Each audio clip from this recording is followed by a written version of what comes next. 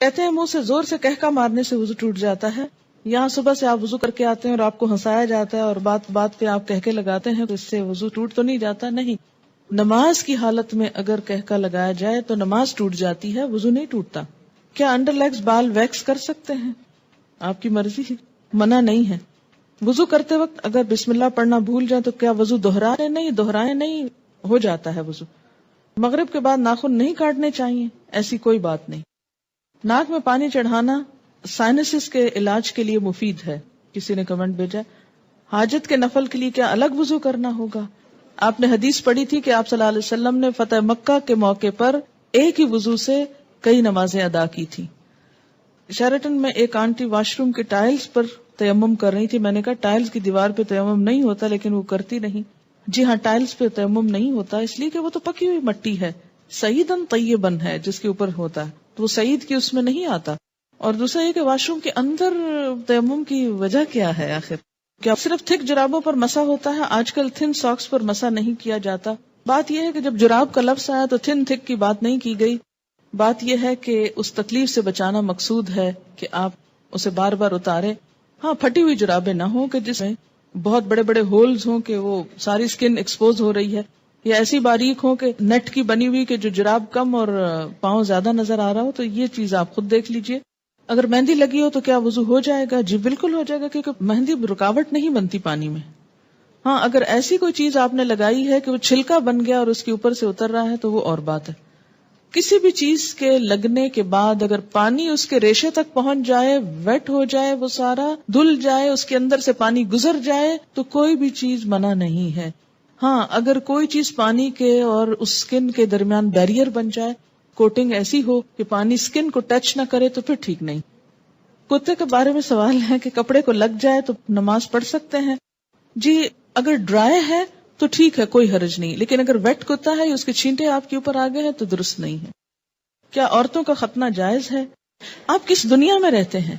کس دنیا میں رہتے ہیں؟ مجھے حیرت ہوتی ہے بعض دفعہ آپ کی حیرت پر. آپ کو پتا ہے بعض افریقن کنٹریز میں یہ رواج ہے. اس میں آپ دیکھیے کہ یہ ان کا ایک لوکل رواج ہے. اسلام نے عورت کے ختنے کا حکم نہیں دیا ہوا. یاد رکھیے کسی حدیث میں عورت کے ختنے کی بات نہیں آتی، مردوں کے ختنے کی بات آتی ہے، اور ان کے لیے تو پروو ہو چکا ہے کہ ان کی صحت کے لیے ضروری ہے. لیکن اگر کسی خاص علاقے میں یا کسی خاص کلٹ میں ایسی کوئی چیز ہے تو وہ ان کا لوکل کلچر ہے. It's nothing to do with Islam. اور اس پہ بہت پروپیگنڈا بھی ہو رہا ہے. آپ کو پتا ہے میں نے خود کئی جگہ پر یہ پڑھا ہے کہ اسلام نے عورت پہ بڑے ظلم جو ڈھائے ہیں، ان میں سے ایک ظلم یہ بھی ہے کہ بعض علاقوں میں عورت کے ختنے ہوتے ہیں. یہ اسلام نے ظلم نہیں ڈھایا، یہ لوکل کلچر کی بات ہے. اور اگر کسی علاقے کا کلچر ایسا اور پھر انہوں نے اسلام قبول کر لیا اور کلچر بھی ساتھ ساتھ رکھا. اب مثلاً آپ کسی دن یہ پروپیگنڈا شروع کر دیں کہ جو کانچ کی چوڑیاں ہوتی ہیں اگر ٹوٹ جائیں تو عورت بیچاری کا وہ خون نکال دیتی ہیں اور یہ بڑا ظلم ہے، اس لیے ان کو بنانا بند کرنا چاہیے. تو اب یہ اسلام نے تھوڑی آپ کو کہا کہ آپ کانچ پہنے. آپ کا لوکل کلچر ہے، کسی اور ملک میں ایسا نہیں ہوتا، تو آپ کی مرضی، آپ پہنے نہ پہنے، پہنے تو احتیاط کریں، نہیں پہنے تو نہ پہنے. بہت ساری چیزیں ایسی ہیں کہ جس میں اسلام نے نہ کرنے کو کہا ہے اور نہ چھوڑنے کو کہا ہے. بہت سے لوگ کہتے ہیں کہ دیوار پر ہاتھ مار کر تیمم ہو جاتا ہے اگر اس پر مٹی ہو. کے قرآن پاک کی آیت کیا ہے؟ سعیدن طیبن. پلین میں پانی موجود ہے، واش روم بھی ہے، لیکن جا کر کرنا مشکل ہے تو کیا تیمم کر کے نماز پڑھ سکتے ہیں؟ وہاں وضو کی جگہ کتنی ہوتی ہے یہ بھی بتائیے. دوسری بات یہ کہ جو لمبی فلائٹس ہوتی ہیں اس میں بعض حضرات وضو کر کر کے پانی اس طرح ختم کر دیتے ہیں کہ اس کے بعد میں جانے والوں کو بیچاروں کو ہاتھ دھونے کے لیے بھی کچھ نہیں ملتا. میں خود اس بات کی عینی شاہد ہوں. اس لیے جہاں پانی صرف وقتی استعمال کے لیے رکھا گیا ہو وہاں آپ اس سے زیادہ استعمال کر کے دوسروں کا حق نہ مارے. ہاں، آپ پوچھ لیں جہاز والوں سے کہ اس میں 300 لوگوں کے وضو کا اہتمام ہے تو ٹھیک ہے، کر لیں. اگر غسل کرنے کے بعد استنجا کیا جائے تو کیا وضو قائم رہے گا؟ نہیں. اگر صابن لگاتے ہوئے یا ویسے دوبارہ انسان کا ہاتھ ایسی جگہ کو چھو جائے کہ جس کے چھونے سے وضو ٹوٹ جاتا ہے تو غسل کے بعد پھر دوبارہ وضو کرنا ہوگا. کیا وضو کے بغیر حدیث کے ٹیکسٹ کو چھوا جا سکتا ہے؟ چھوا جا سکتا ہے. غسل پاکی میں غراروں کا حکم ہے؟ نہیں، ایسا کوئی حکم نہیں ہے. یعنی کلی کرنا کافی ہے، گلے میں پانی ڈال کے غرارے کرنا ضروری نہیں. کسی نے مسئلہ پوچھا کہ انٹر کورس کے بعد پاک ہو جاتی ہے اور نماز بھی پڑھ لیتی ہے لیکن اس کا ڈسچارج ہوتا رہتا ہے تو اس صورت میں کیا کریں؟ ایک دفعہ نہانے سے پہلے اپنی طرف سے پوری صفائی کر لی جائے، اگر اس کے بعد کوئی ایسی چیز ہو تو دوبارہ بس وضو ہی کافی ہے۔ کیا ریزر کا استعمال کر سکتے ہیں؟ جی کر سکتے ہیں۔ MATTE، یہ کس قسم کی لپسٹک ہوتی ہے؟ صرف لپسٹک ہوتی، کیا اس سے وضو ہو جاتا ہے یا پانی ہونٹوں تک نہ پہنچے گا؟ میں نے کبھی لگائی نہیں، اس لیے مجھے پتہ ہی نہیں کہ یہ کیسی لپسٹک ہے۔ یاد رکھیں کہ چھوٹے چھوٹے سوال اس طرح کے پوچھنے کے بجائے شریعت کا ایک اصول یاد رکھیں۔ ہر وہ چیز جس سے پانی سکن تک پہنچنے میں رکاوٹ نہیں ہوتی اس سے وضو ہو جاتا ہے۔ کوئی بھی چیز جس کے لگنے سے پانی سکن کو نہیں چھوتا، خواہ وہ کچھ بھی ہو، وضو نہیں ہوگا۔ وضو کرنے کے بعد اگر ٹی وی دیکھیں تو کیا وضو ٹوٹ جاتا ہے؟ اس میں بھی کیا اصول کار فرمائے؟ یہ میں نے سوال، مجھے معلوم تھا کہ یہ کوئی ایسا نہیں، لیکن میں نے جان بوجھ کے پڑھا ہے۔ کیوں جان بوجھ کے پڑھا ہے؟ اس سے آپ کو سکھانا، کہتے ہیں نا کہ ضروری نہیں کہ ایک بہت اچھے سوال سے انسان سیکھے، بعض اوقات ایک ایسے مذاقہ خیز سوال سے بھی کچھ سیکھ سکتے ہیں آپ۔ کیوں؟ اس لیے کہ جب تک شریعت کے جو احکامات ہیں ہمارے لیے ان کی علت نہیں معلوم ہوگی، وجہ نہیں معلوم ہوگی، اس وقت تک ہم سمجھ نہیں پائیں گے۔ پہلی بات تو یہ کہ وضو ٹوٹنے کے اسباب یا علت کیا ہے، کیا وجہ ہے کہ شریعت نے دوبارہ وضو کرنے کے لیے کہا ہے؟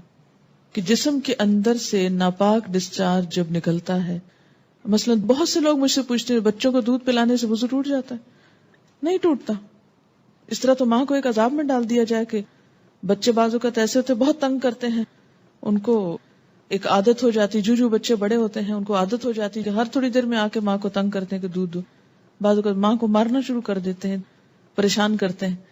اب ماں صرف اس لیے مار کھاتی رہے کہ میرا وضو ہے، اور بعض اوقات یہ کہ 2 سنت پڑھی آپ نے اور فرض پڑھنے کے درمیان میں بچے نے شور مچانا شروع کر دیا، بجائے اس کے کہ آپ فرض پڑھیں، آپ پہلے کیا کریں، اسے دودھ پلا لیں، اور آپ اس لیے نہ پلائیں کہ وہ میرا وضو نہیں رہے گا تو بچہ شور مچا مچا کے سب کو جگا ڈالے، اور پھر یہ کہ آپ نماز میں بھی کوئی توجہ نہ ہو کہ وہ چیختا ہے چلاتا رہے، میں پہلے نماز پوری کر لوں پھر دودھ پلاؤں گی۔ تو اسلام نے ایسے احکام نہیں دیے۔ اس میں کیا حکم ہے کہ آپ دودھ پلا سکتی۔ اسی طرح بعض اوقات زکام ہو جاتا ہے آپ کو، تو زکام سے وضو نہیں ٹوٹتا آپ کا، اگرچہ وہ ناک سے کوئی ناپاک ڈسچارج بھی نہیں، لیکن اس کو صاف بھی نہیں کہہ سکتے، طیب بھی نہیں آتا، ہاں اس سے بھی وضو نہیں ٹوٹتا۔ اسی طرح آنسو ہے، آنسوؤں سے بھی وضو نہیں ٹوٹتا کہ ایک شخص کو 1 گھنٹہ رو لیا ہے اور اس کے بہت آنسو بہ لیے، تو اس سے بھی اگر زیادہ بہا سکتا تو بہا لے اپنا دل ٹھنڈا کرنے کو، وضو نہیں ٹوٹے گا۔ ٹھیک ہے، تو عربی میں ایک اصطلاح استعمال ہوتی ہے، اگر وہ یاد رہے آپ کو تو بہت آسانی ہو جائے گی، کہ سبیلین سے جو کچھ نکلتا ہے اس سے وضو ٹوٹتا ہے۔ سبیلین 2 راستوں کو کہتے ہیں، یعنی ناپاک ڈسچارج کے 2 راستے جو ہیں، سبیل کہتے ہیں نا راستے کو، تو سبیلین دونوں راستوں سے، اور اس سے مراد یعنی یہ ایک ٹرم استعمال کی جاتی ہے بجائے ان دونوں جگہوں کے نام لینے کے۔ گفتگو میں جو الفاظ انسان استعمال کرتا ہے اس سے انسان کی شخصیت کی عکاسی ہوتی ہے کہ اس کا مزاج کیسا ہے۔ جن کا مزاج گندا ہو وہ گندی باتیں کرنے اور گندے الفاظ بولنے کو انجوائے کرتے ہیں، لیکن ایمان، گندگی اور ناپاکی اور یہ تمام چیزیں جو ہیں یہ ایک دوسرے کی ضد ہیں، یہ انسان کی ضروریات میں سے تو ہیں، اسی لیے انسان کیا کہتا ہے، اپنی ضرورت سے فارغ ہونا۔